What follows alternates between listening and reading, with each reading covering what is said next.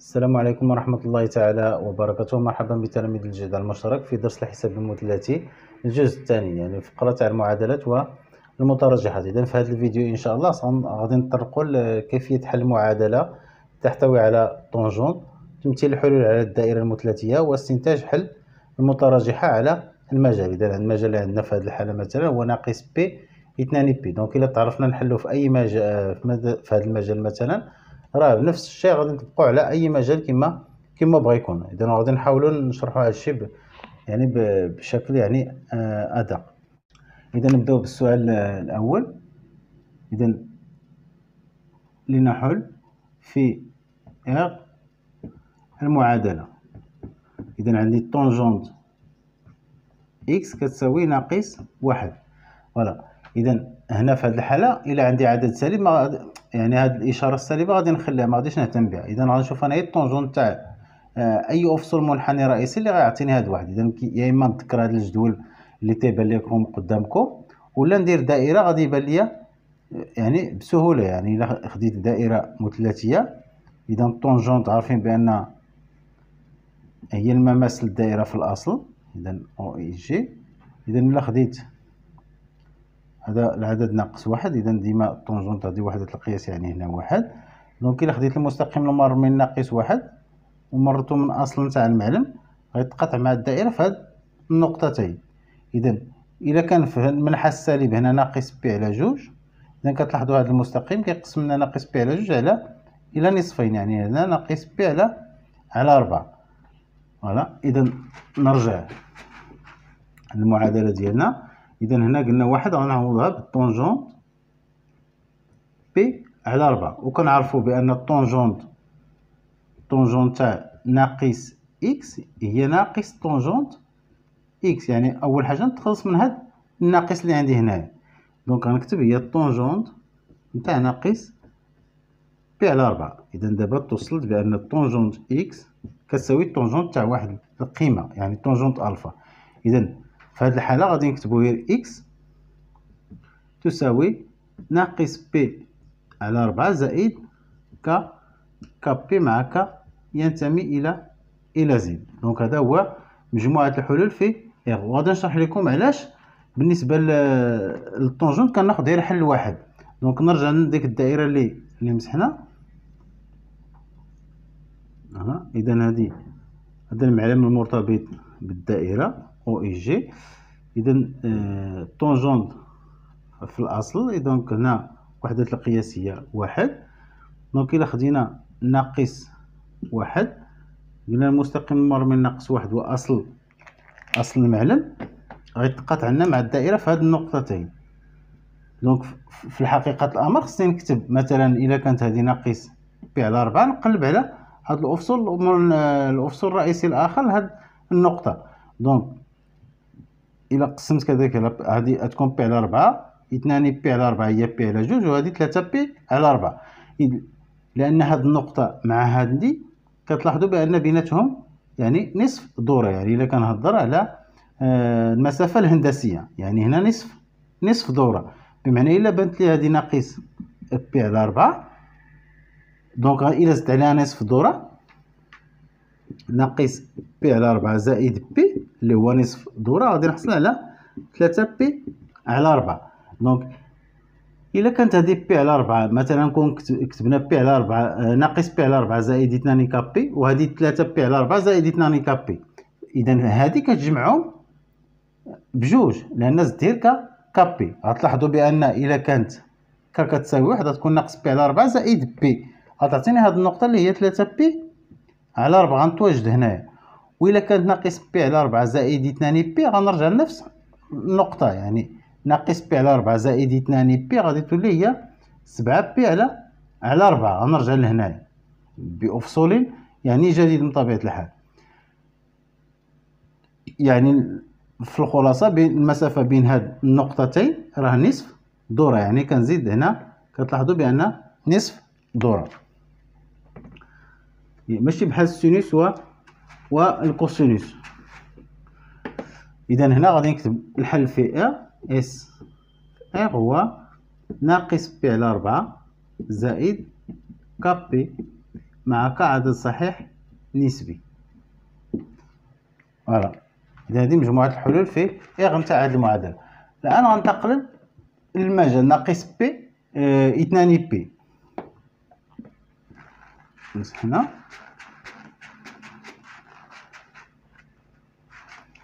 هنا لنحل في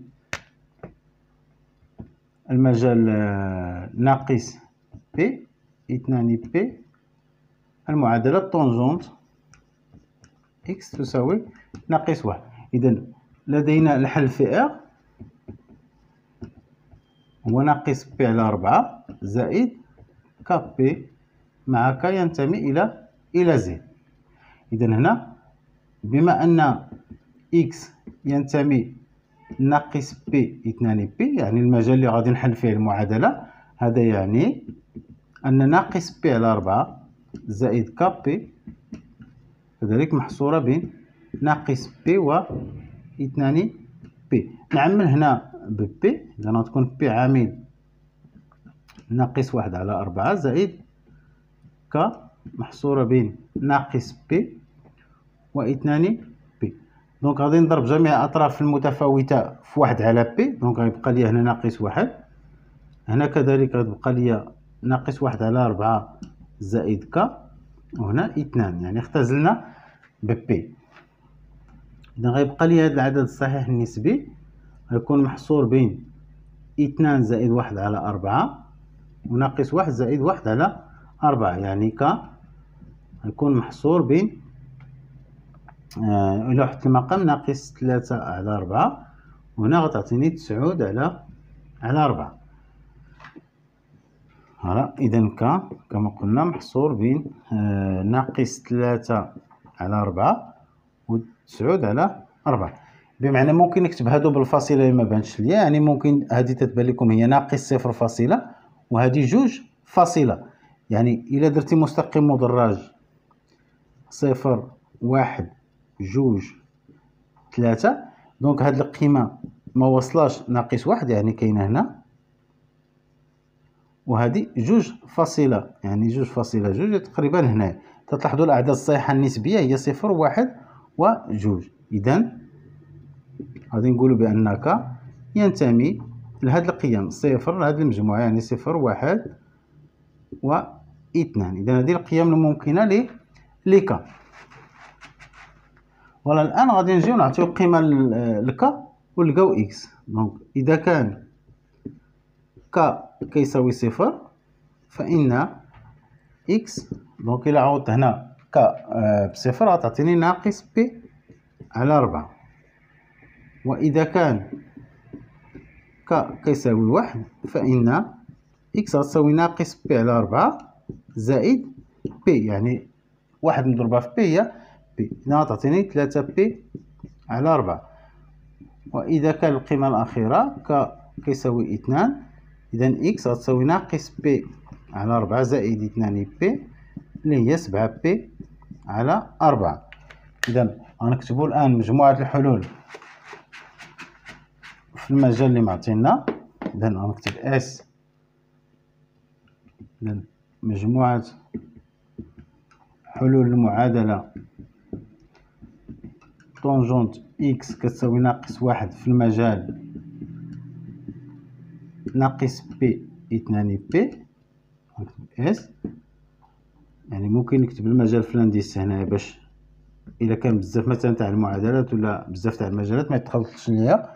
إذا غنبدا من الصغير، يستحسن نبدا من الصغير لأن غنمثلهم على الدائرة باش يسهل عليا بزاف. إلا كانت مثلا الطونجونت مضروبة في السينوس ولا مضروبة في الكوسينوس إلى آخره. دونك هنا الحل الأول هو ناقص بي على 4، الآخر 3 بي على 4 ثم 7 بي على 4. الآن غننتقلو نمثلهم على الدائرة المثلثية. نمسح هنا، فوالا، ولا نمسح هنا. المهم نعقلو على الحلول اللي عندنا. دابا السؤال الثاني، دونك تلاحظوا كيفاش غادي نمثلو هاد الحلول على الدائرة المثلثية استنتاج حل متراجحة. دونك هذا معلوم او اي جي. وكما قلنا الطونجونت هي المماس للدائرة في الأصل نتاعها، يعني الأفصول المنحني الرئيسي لهذه النقطة هي صفر. دونك هذه هي المحور نتاع الطونجون. دونك هنا واحد، هنا اللي كيهمنا في هذه الحالة هو هاد ناقص واحد. قلنا غناخدو مستقيم المر من ناقص واحد والأصل نتاع الدائرة. دونك الحلول غتكون في هاد النقطة كما قلنا وهذه. دونك الحل الأول هو ناقص بي على 4. قلنا نسمي مثلا هاد النقطة أ، المفصول المنحني الرئيسي نتاعها اللي في هاد المجال هو ناقص بي على 4. الأخرى قلنا زدنا بي من يعني ناقص بي على 4 زائد بي. الحل غيكون في هاد النقطة يعني هو 3 بي على 4. إذا الحل الأخير هو ناقص بي على 4 زائد 2 بي، بمعنى غنرجعو مباشرة لهنا هي 7 بي على 4. إذا إلا خديت الأول هنا داكشي علاش كتبناهم بترتيب، إلا خديت الأول هنا الثاني أوتوماتيكمون غيجي هنا إلى آخره، الثالث هنا، الرابع هنا إلى آخره. علاش؟ لأن إلا كانت هنا كنزيد عدد زوجي نتاع بي، يعني ناقص بي على 4 زائد 2 بي ولا زائد 4 بي ولا 6 بي، هنا كنزيد عدد فردي نتاع لي بي. الآن نشوف الحل تاع المتراجحة. دونك هنا التمثيل على الدائرة المثلثية نتاع هاد الحلول. السؤال 3 بغينا نستنتجو الحل تاع المترجحة طونجونت إكس صغر من ناقص واحد. إذا غتلاحظوا تشوفوا مزيان الطريقة باش كنحلوا هاد النوع تاع المتراجحات. إذا غناخد مستقيم يمر من، ناخد أي قيمة صغر من ناقص واحد هنايا، يعني في هاد المستقيم مدرج ناخد أي قيمة خديتها من هنا، وناخد مستقيم يمر من أصل نتاع الدائرة. دونك إلا خديت مثلا هاد المسطرة نستعين بها، إذا إلا خديت مستقيم يمر من أصل نتاع الدائرة ومن هاد النقطة، غتلاحظوا بأن كيتقاطع مع الدائرة المثلثية في هاد القوسين. يعني كاين هاد القوس، يعني الأفاصيل التي تنتمي لهاد القوس، وكذلك مجموع الأفاصيل التي تنتمي لهاد القوس الصغير. وما ننساوش بأن الطونجونت يعني غير معرفة في هاد الجي، والمماثلة نتاعها هي جي بريم. يعني الطونجونت غير معرفة في هاد النقطتين، يعني خص يكون إكس كيخالف على هاد الأفاصيل المنحنية لهاد النقطة جي و جي بريم. دونك أول حاجة قبل ما نبدا في كتابة هاد الحلول خصني نجبد الأفاصيل المنحنية للجي والجي بريم اللي كاينة في هاد المجال. إذا طريقة، ركزوا معايا، طريقة سهلة. إذا غناخد مثلا هنايا غنمثل هاد المجال، يعني غادي من ناقص بي حتى 2 بي. المهم غنبدا نزيد بي ناقص بي، بحال اللي قلنا ناقص واحد غنزيد ناقص واحد اللي غيتبعو هو صفر، يعني صفر بي. من بعد صفر غيكون واحد بي، يعني غتكون بي، وهنا 2 بي. دونك هذا هو المجال فاش خدامين. دونك هنا كتلاحظوا الى من ناقص بي حتى لصفر، اذا هذا هو صفر. في المنحى السالب غتكون هذه هي بي. دونك كتلاحظ المنتصف من ناقص بي حتى لصفر، النصف ديالها ما معرفاش فيه الطونجونت. اذا سهل هنايا غادي المنتصف تاع هذا المجال ناقص بي صفر هو ناقص بي على 2. يعني كنجمع هاد الافصولين نقسم على جوج. نفس الشيء هنا صفر زائد بي نقسم على جوج غتعطيني بي على جوج. الاخرى بي زائد 2 بي غتعطيني 3 بي على 2. اذا هادو ما معرفاش فيهم طونجون. اذا نمثلوهم على الدائره. اذا قلنا ناقص بي صفر، دونك هنا فاش جايه ناقص بي على جوج، اذا ناقص بي على جوج مباشره الثاني غيجي الفوق. دونك هنا بي على جوج، الاخر غيجي لتحت اللي هو 3 بي على 2. دونك هادو الطونجونت نتاعهم ما كايناش. دونك كي كتشوفوا في هذا الجدول درنا ديك الخانه بالكحل، بمعنى الطونجونت نتاع بي على جوج ما كايناش، ونفس الشيء بالنسبه لناقص بي على جوج بصفه عامه زائد 2 كابي، بمعنى الطونجونت ما معرفاش في بي على جوج.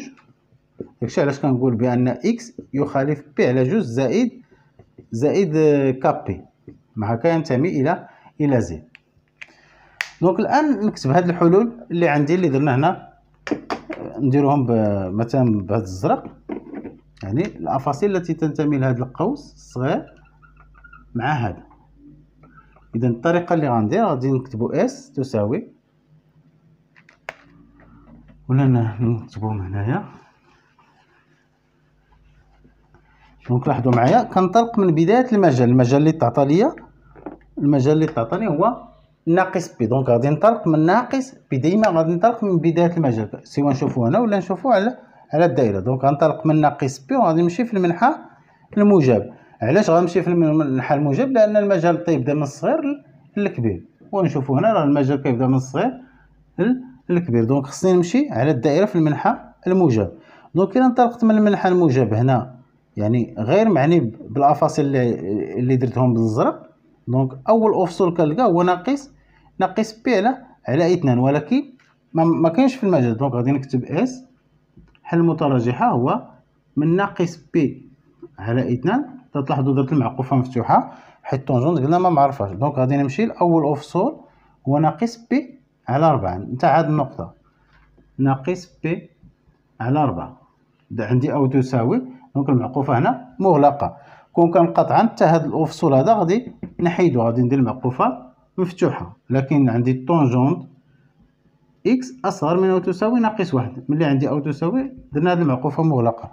دونك اتحاد، دونك غادي ندوز هنا لا اول افصول عاوتاني غنلقى هنا هو بي على 2، معقوفه مفتوحه بي على 2، وغادي نمشي حتى 3 بي على 4.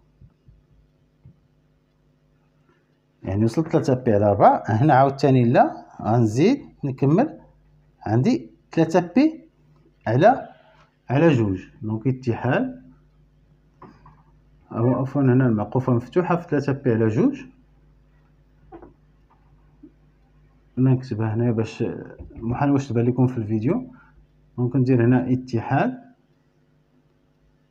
3 بي على 2، يعني من 3 بي على 2 غادي نمشي حتى 7 بي على 2، 7 بي على 2 هنا مغلقه لان قلنا او تساوي.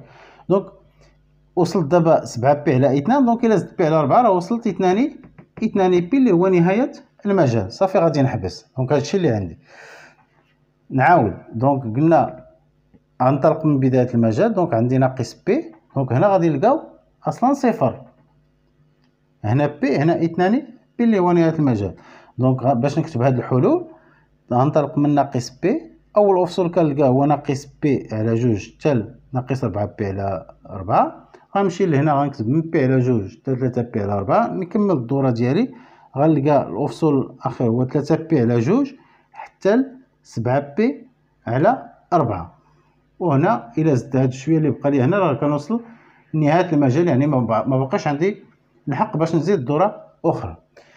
نتمنى تستافدوا من هذا الفيديو، وإلا عندكم اي سؤال ضعوا في التعليقات اسفل الفيديو. الى فيديو قادم ان شاء الله، والسلام عليكم ورحمه الله تعالى وبركاته.